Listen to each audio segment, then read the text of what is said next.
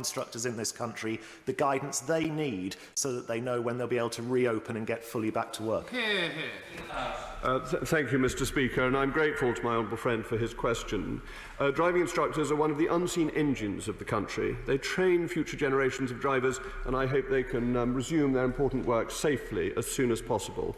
The Driver and Vehicle Standards Agency, its Chief Executive, will be writing to all approved driving instructors on the 25th of June, setting out plans to restart driver testing and to help them to return to life that is as close to normal as possible, as quickly and as fairly as possible, in a way that avoids a second peak of infections. From the 4th of July, I'm happy to say that people will be able to take driving lessons on a motorcycle or in a car, lorry or bus, and there will be a phased approach to resuming practical testing, so learners have the opportunity to practice before taking a test. But he can raise this with the Secretary of State for Transport on the 2nd of July.